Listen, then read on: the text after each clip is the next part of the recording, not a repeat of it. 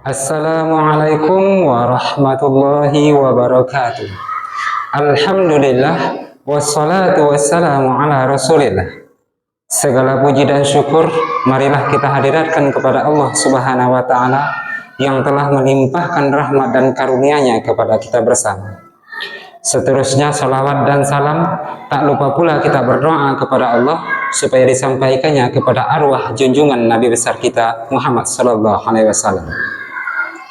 Pada saat ini saya akan menyajikan video koneksi antar materi pada modul 3.3. Alhamdulillah, saat ini modul 3.3 telah selesai dan saya merasakan lega sekaligus tercerahkan karena saya beranggapan sebelumnya bahwa seluruh program yang telah disusun atau dilaksanakan di sekolah berpihak kepada peserta didik. Namun kenyataannya program-program yang dilakukan tidak semuanya berdampak positif dan berpihak kepada peserta didik. Dan setelah saya mempelajari modul ini, saya merasa bahwa program-program yang akan kita laksanakan di sekolah harus dianalisa terlebih dahulu, dirembukan bersama, didiskusikan bersama, dan berkolaborasi bersama kepala sekolah dan rekan sejawat, dan juga berkolaborasi bersama peserta didik, sehingga terciptalah program yang benar-benar membawa dampak positif kepada peserta didik. Di dalam modul 3.3 ini kita akan mempelajari tentang bagaimana seorang pendidik, seorang pemimpin dalam menyusun sebuah program yang benar-benar membawa dampak positif terhadap peserta didik. Yang mana program itu juga harus melibatkan peserta didik dengan 3 komponen dasar. Yang pertama adalah suara peserta didik, yang kedua memang benar-benar pilihan peserta didik, yang ketiga peserta didik ini merasa bahwa program yang dilakukan ini memang benar-benar adalah miliknya atau mereka akan bertanggung jawab pada program kegiatan yang disusun.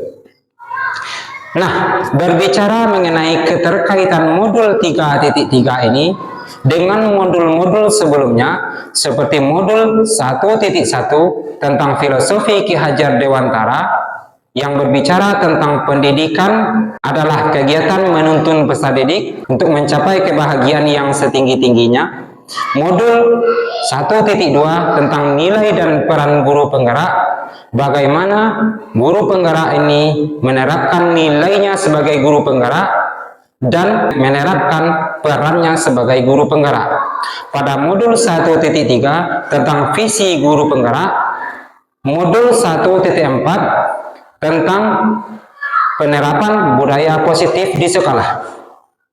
Kemudian pada modul 2.1 kita akan mempelajari atau memasuki ranah pembelajaran, di mana modul 2.1 akan mempelajari tentang pembelajaran berdiferensiasi.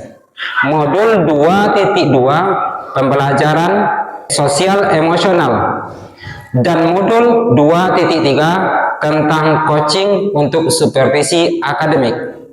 Pada modul 3 kita akan mempelajari tentang bagaimana kita mengelola sekolah atau mengelola pendidikan.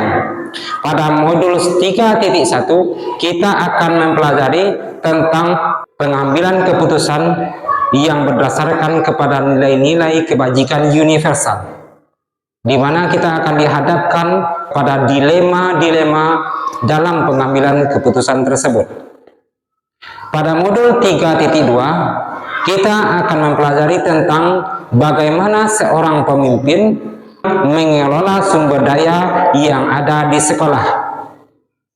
Sedangkan pada modul 3.3 ini kita akan mempelajari tentang bagaimana kita menyusun program yang benar-benar berdampak kepada peserta didik. Nah, hubungan antara modul 1, 2, dan 3. Pada modul 1 kita akan mempelajari tentang dasar-dasar teori. Kemudian pada modul 2 kita akan mempelajari tentang bagaimana menerapkan pembelajaran yang benar-benar berpihak kepada peserta didik.